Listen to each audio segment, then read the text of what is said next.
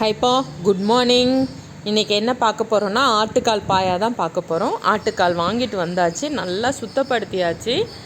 அதாவது அந்த முடியெல்லாம் இல்லாமல் ஆல்ரெடி உங்கள் முடியெல்லாம் சுட்டு இது பண்ணி கொடுப்பாங்க. நானும் ஒரு வாட்டி நல்லா ஏதாவது இருக்கான்னு சுரண்டி ஃபுல்லாக நல்லா க்ளீன் பண்ணியாச்சு.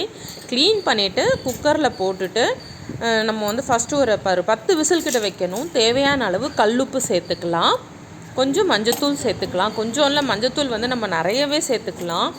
ஃபஸ்ட்டு வேக வச்சுட்டு அப்புறம் தான் நம்ம தாளிக்கவே ஆரம்பிக்கணும். அப்போ தான் வேகும். இஞ்சி, பூண்டு, சோம்பு, பச்சை மிளகாய் இது 4ம் அரைச்ச பேஸ்ட்டு இதை போட்டுக்கலாம்.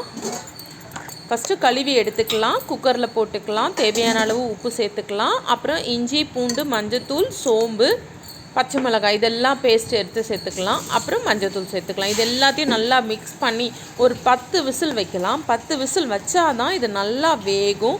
அதுக்கப்புறம் குழம்புக்கு என்னென்ன வேணுமோ அதை வந்து நம்ம இதில் சேர்த்துக்கலாம்ப்பா.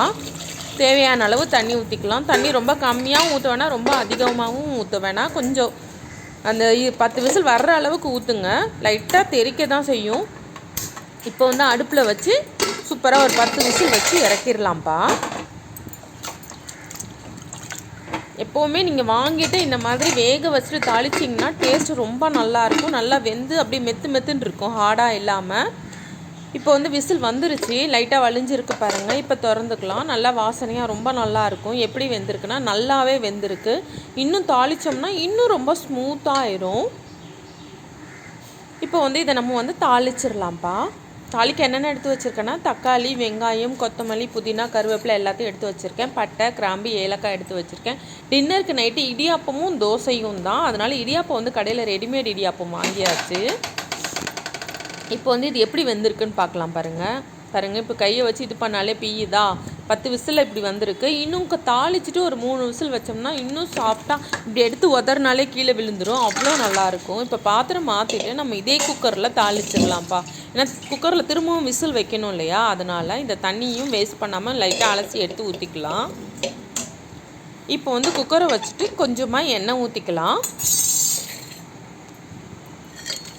எண்ணெய் ஊற்றிட்டு பட்டை, கிராம்பு, ஏலக்காய் இதெல்லாம் போட்டுக்கலாம். நீங்கள் வாசனைக்கு என்ன கறி குழம்புக்கு தாளிப்பீங்களோ அதெல்லாமே நம்ம போட்டுக்கலாம்.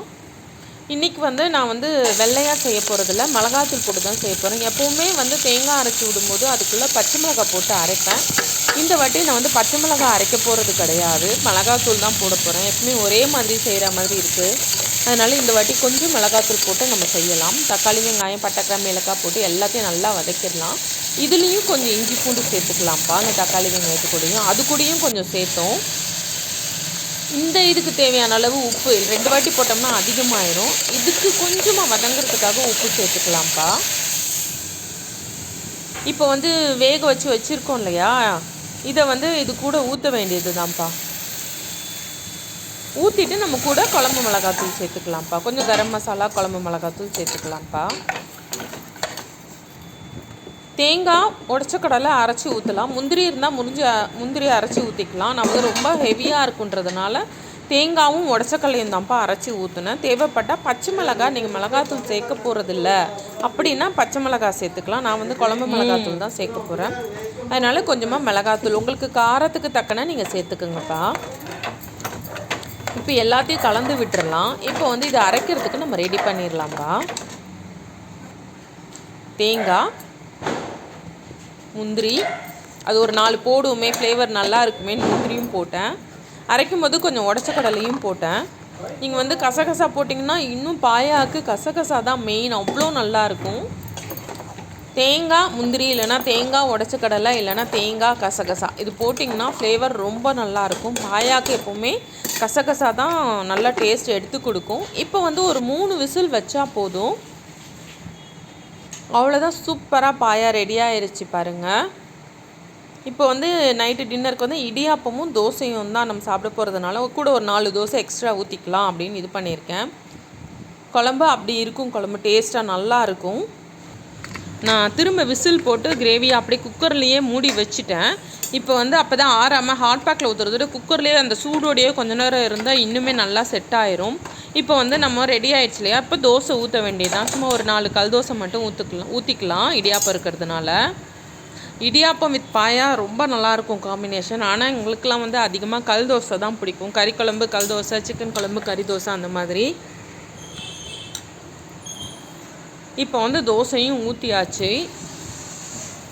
சூப்பரான ஒரு டின்னர் தான். ஆனால் டின்னருக்கு நாங்கள் அவ்வளோ இதுவாலாம் சாப்பிட மாட்டோம் ஹெவியாக. அன்றைக்கி வந்து ஏதோ கொஞ்சம் இதுவாக இருந்தது, மார்க்கெட்டில் கிடச்சிதுன்னு வாங்கிட்டு வந்ததுனால சூப்பராக நைட்டு பாயா, கல் தோசை, இடியாப்பம் ரொம்ப நல்லா டேஸ்ட்டாக ஹெவியான ஃபுட்டாக தான் இருந்தது. ஆனால் லேட்டாக சாப்பிடல, கொஞ்சம் சீக்கிரமே சாப்பிட்டுட்டோம். அவ்வளோதான்ப்பா. அந்த குழம்பு வச்சு சாப்பிட்றதுக்குள்ளே வீடியோ எடுக்க மறந்தாச்சு. அதனால் தோசை ஊற்றின வரைக்கும் தான் இருக்கும். உங்களுக்கு இந்த வீடியோ பிடிச்சிருந்தா லைக் பண்ணுங்கள், ஷேர் பண்ணுங்கள், கமெண்ட் பண்ணுங்கள், சப்ஸ்கிரைப் பண்ணுங்கள். அடுத்த வீடியோவில் பார்க்கலாம்ப்பா. பாய்.